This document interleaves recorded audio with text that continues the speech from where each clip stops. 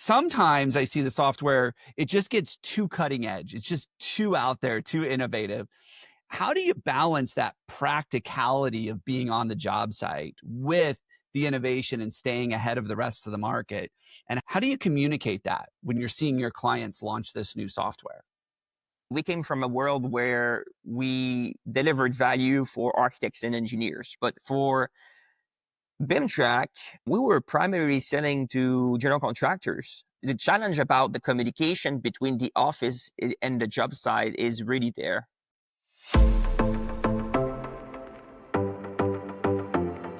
You're listening to Titans of the Trades. I'm your host, Ryan Englin, author of Hire Better People Faster and creator of the CoreFit Hiring System, a proven process to help growing companies attract and retain only the best. I'm on a mission to revolutionize the perception of the trades and elevate it to new heights. After growing up in a blue-collar family, my passion for making the trades cool again runs deep. If you're a titan in the industry and want to be on my show, stick around until the end and I'll reveal how you can be my next guest.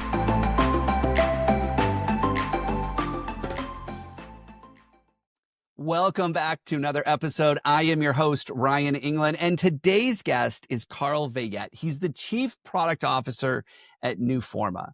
Newforma is a software technology group that has put together project information management and building information modeling. They put it under one roof so that your project managers, everybody out in the field, as well as your designers are all able to communicate effectively.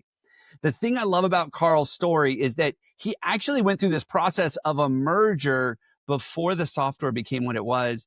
I want to let him share that story with you because not only is it a great story, but we also learn some of the challenges and some of the ways to overcome change management and deal with the fact that not only is technology changing, but we're also acquiring and being a part of acquisitions. And that culture integration is a change in of itself. All right. I want to welcome to today's show, Carl Veillette. Carl, welcome to the show. Hey, Brian, thank you. So you've got this software platform that you've been just passionate about, helping the industry, supporting construction contractors, engineering firms, architecture firms. But there's a little bit of a backstory here on how you got to where you're at. So share with our listeners right now, tell us a little bit about how you got started and how this Newforma Connect came around. Yeah, well, that's a long story, right? So we do only have about 20 minutes, so short version. Awesome. Well, I'm gonna give you the story, from my own perspective, right? So for me, I think it really all started. I think it was in 2013. So at the time, I had already started my career. So my background is architecture. I studied and graduated in architecture in 2008. So after kind of 5 years of working in the industry, I was ready to start something new, right? So I've always been passionate about the intersection of technology and construction. And I remember that day, I think it was in September 2013, and one of my colleagues where I used to work, it's a large manufacturing company, Canam Group. They build stadiums in the US and things like that. And my colleague reached out to me and he said, well, I'm finishing my MBA and we need a project and I'd like to do something about construction and IT. I said, well, I'm resigning right now, so I'll I'll reach back to you. And I've got an idea, right? So we work on this project for a little while to start a business that would basically bring IT and construction closer together. Because as you know, it's a very old industry, and there wasn't much progress in productivity, back in the days. So we, after a few months of iterating during that MBA project, we decided to start a company. So it was in late 2013, and we registered BIM1 Inc. So the initial thought was to really create like a business model around consulting for the construction space. So we were helping companies adopt 3D technologies and things that were booming at the time. And so our goal since the beginning was really to create a software company, right? But we didn't really have the idea in the first place, like the thing that would disrupt the industry, right? So it really started by consulting services, and we were basically getting paid to basically find the idea that would become what Newforma Connect is today, right? So there's this one project, the Quebec City Airport, and then we're providing consultancy there, and um, coordination is always complex on those types of projects. It's a highly complex project in itself, and we're leveraging 3D technologies in there, and we're sending reports, paper reports to one another for issues found during the design phase of the construction. And so we ask ourselves, like, is there, a better way to do that? And then that's where the idea really sparked. So I remember we're just like a few months in the project, and then National Research Canada reached out to us. So they're looking to finance some development project around something called BIM, right? Building Information Modeling. Mm-hmm. So, and then at the same time, we also got an angel investor that shows up, and he's throwing a little bit of money in the mix. So we really, at this stage, start to transition from consulting to software. So, as you know, building software is quite expensive. So I've been that, told that. yeah.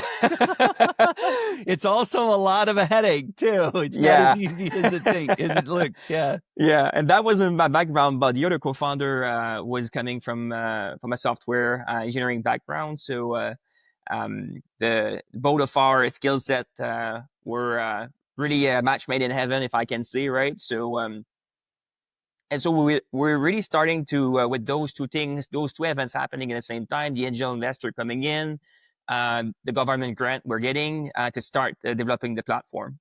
Mm. So I was moving quite at a fast pace from a development perspective. So it took us a year to get the platform out the door, and we were fortunate to have the help of the people working on the project, the Quebec City Airport project, to test for us and implement the solution on the project. So that was a good test bed. And initially, when we released the platform in 2016, we got customers in different locations. Like we got traction in the UK and in France. And I'm from Quebec, by the way, right? So for us, this was really like the proof that we were into something big. And Well, I let me think, ask a question about that because for every one software company that's out there, this is what I've heard that actually succeeds. There's 1,000 that never got that far. And your incorporation of project information management and the building information modeling and combining those things was kind of a new thought form, I believe, right? Like no one had really said, let's combine those two things into one software package. So as I think about this, there was a significant amount of change that was happening in your circle and with your customers. So what strategies helped you ensure that seamless transition? Like I could imagine there are a lot of people going like, nope, we've got our BIM software. We've got our project management software. These groups don't talk to each other. Like we don't, but now you're saying, no, we're going to huddle up and we're all going to use the same platform. Like what strategies did you use or how did you communicate this to people in the industry that were used to the old way of doing things? Like how did you get them open to that new way of yeah. thinking? So that's a really good question. So I think, fast forward, we raise a bunch of financing with the platform, and the initial thought of the platform was really just around BIM for the platform called BIM Track, right? But when we evolved into Newforma Connect post acquisition, we were supposed to actually operate independently, like for a little bit of time, right? So we had, earn out and, the story, right? You know, the drill. So the entrepreneur, or luck with those earn out. And um, there's, um, there's a bit of moment in time where things are a little frozen, right? So we managed to wave that very quickly because we realized that those two things, project information management and BIM, could really like come along together. And I think the challenge with BIM, it's the, kind of the newest technologies used to deliver project, and everything is about, visualizing things in 3D, right? But if you can't put it in the hands of the experienced people on the project, and there are barriers of adoption for them because they're not necessarily tech savvy people, you're never going to see the benefits of that. So how can you put that at the core of the other more traditional project activities? You think about project management, you think about information management as a whole. So how can you tie those things so that it's so seamless that everybody can use it, right? And so that was kind of the spark of the idea of merging the technology that we've been delivering for like 20 years on premise, and then bringing that into the cloud and bolting on those new functionalities on top of the solid foundation we had built with BIMtrack. And then so we started expanding the platform. Um, so the whole idea is that BIM is a subset of the broader information management scheme, right? So a lot of people talk about the I in BIM, so building information modeling, right? So that what if you can unlock it, and then leverage the power of that information and all the project activities. So that really enabled us to change the message around something that was really BIM centric, and it evolved into what we've been delivering for 20 years, but on-prem, not in the cloud, right? So Yeah. that was an interesting transition. It came with a culture merger with the organization also, right? Which was interesting. Yeah. A Well, startup merging I have into a questions about well-established that platform. too. Because we're starting to see a lot of mergers inside of the industry. Yeah. Especially you've got these really large companies that are buying up the smaller ones or acquiring them. And so, what worked for you guys? Like, how do you guys do that? Like, my passion is the people. Yep. And I know that if you take a small company and they get acquired by a bigger company, or you see companies merge, like these people are like, this isn't what I signed up for. There's Yeah. a lot happening here. But what successes did you have? What were some of the things that you guys ran across during that merger, or even during the changes? Because I mean, that's the same thing, right? People don't like change. Yeah. Like, what were some of the strategies that you guys, and how did you guys find success in that? Yeah. So I think it was interesting because at the time, I guess I'm putting myself in the shoes of Newforma, right? Because there was ongoing efforts to get the product to the cloud. Uh, Things with COVID, because it was COVID at the time, right? So like things seemed like very slow in terms of the speed to deliver the cloud offering, and an urgency coming because of as a result of COVID and people working remotely, right? They wanted the cloud product to happen a lot faster. So that was a strategic acquisition from that perspective. And so after what happens is a few months in the making, and we decide to merge our previous cloud development effort together with BIMtrack. So you could expect, people who were working on the previous cloud development were not so happy about that because they had been working on it for a little while, and we had to take a step back to take a step forward, right? So there was a lot of change management required during that time, and I think on both sides of the house. Usually when startups get acquired, they merge into a kind of a bigger product offering. That's not really what happened here. So what happened is that we merge our previous Newforma development effort into our newest acquisition and to the BIMtrack product, right? So um, lots of different culture, different countries, different language, all those challenges that comes with it. But I think what worked out in the end, I think, is working diligently to create a common view on culture and shared values, and ensuring that the best aspect of both organizations were taking into consideration, taking really the best out of the two. So we were fortunate to have a lot of low ego people on both sides of the house. And I think that made this merger really a success, because nobody was trying to be right or, force anything into anyone. So everyone was really open minded. So I think we had a really good shared company culture on both sides of the house, even though there was a startup and a more established organization and corporate environment kind of blending together. Yeah. But that was a very interesting and very rewarding experience and journey to be part of at the time. I remember and putting those teams together and seeing it coming together was was amazing. Yeah, I mean, as soon as you started saying multiple languages, multiple countries, multiple cultures, like you just kept stacking how difficult it could be. I want to go back to something you'd said earlier about when you were putting the tools into the hands of the team that were on the job. And I know that anytime we introduce new technology, which is we are in a technological revolution, software, AI, all the stuff that's happening right now. And I run into more and more companies that want to put more software tools into the hands of the craft worker and the foreman and the superintendent. And it's tough because they're not used to it, right? So there's that change management component.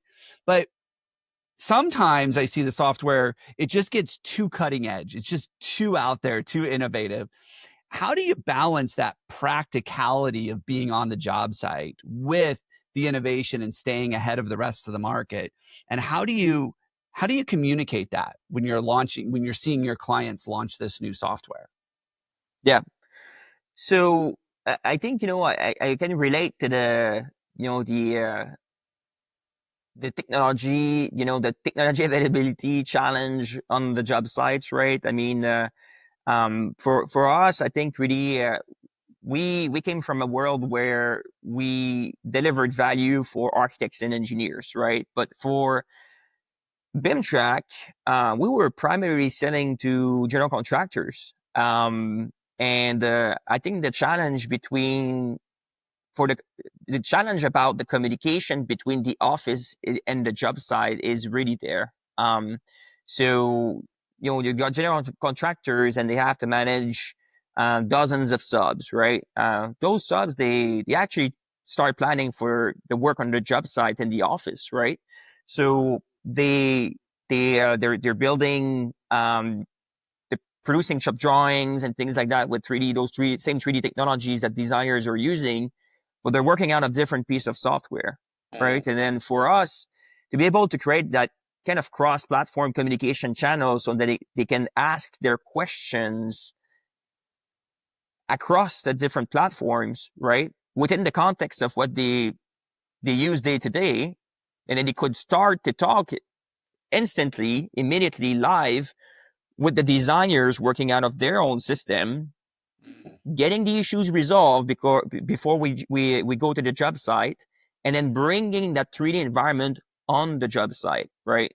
So not everybody could leverage the technology in the first place, because we had the kind of limited technology around mobile apps and all of that for 3D viewing. But this came later on as part of the evolution of the platform, and then people started leveraging the viewing capabilities we had delivered for BIM, and bring BIM on the job site to assist the understanding, because at the end the BIM is all about visualization, right? So that's the power of communicating things more clearly.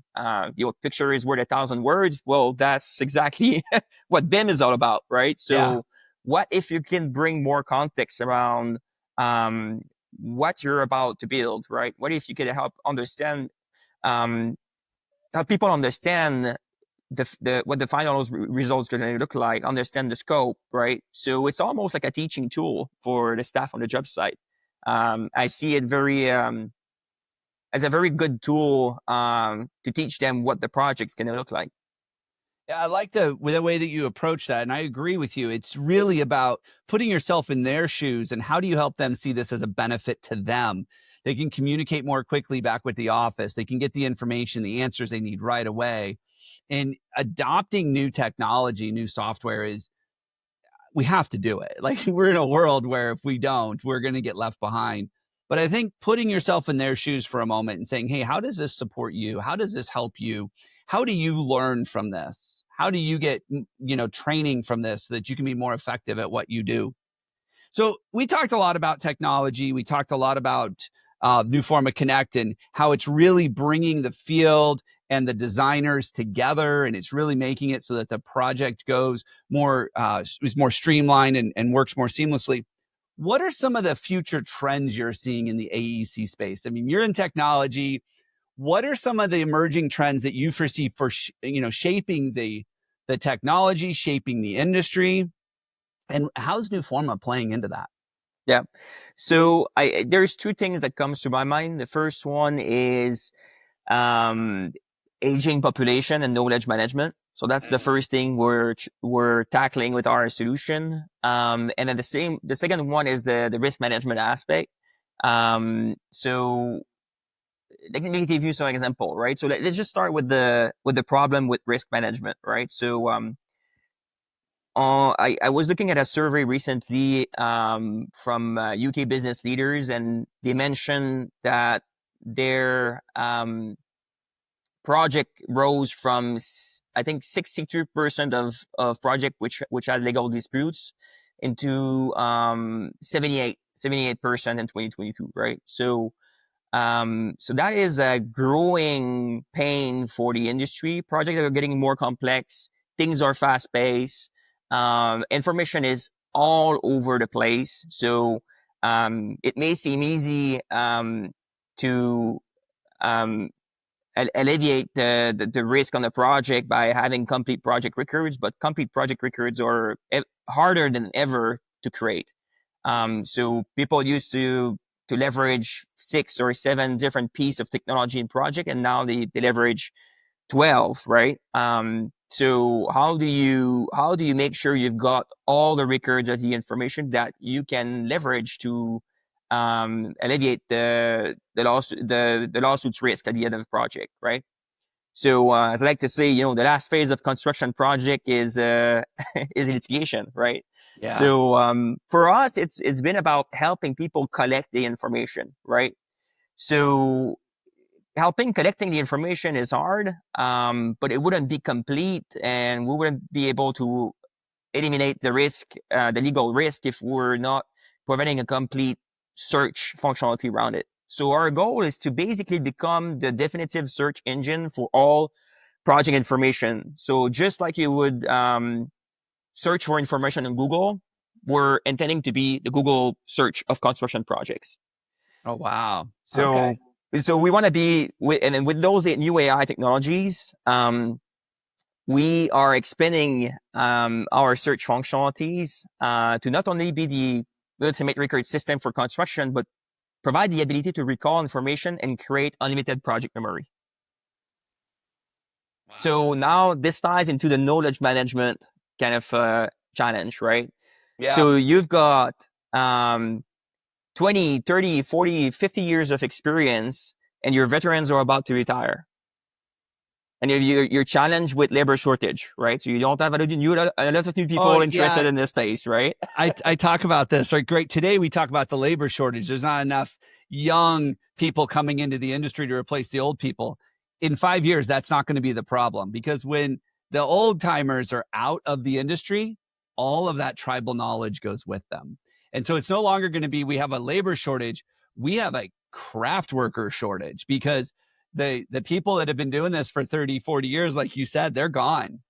And if we didn't capture that information now, like while they're still around, we're in trouble. So I love that you guys are working on solving that problem and incorporating AI and some of the other tools and being able to do that.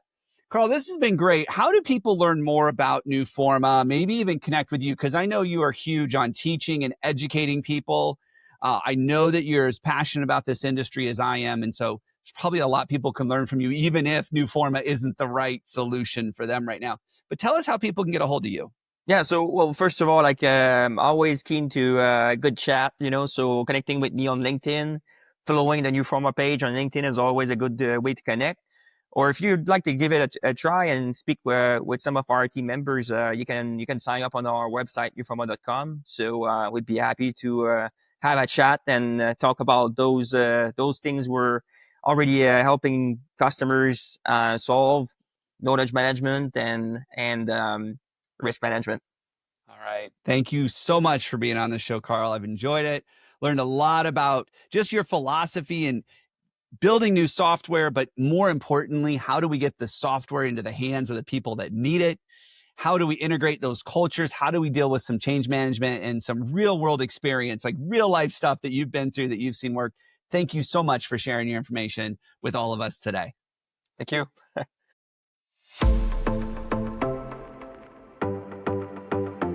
Ryan Englin here.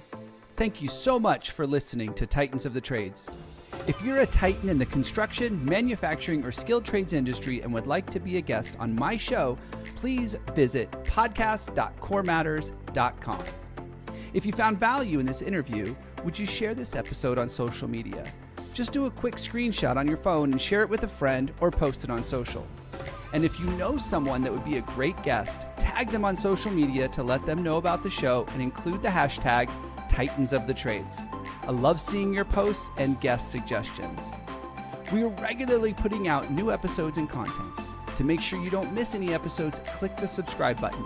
Your thumbs up, ratings, and reviews go a long way to help promote the show and get me one step closer to solving the labor crisis facing the industry. Want to know more about how we're doing that? Go to our website or follow me on LinkedIn. Thanks for listening.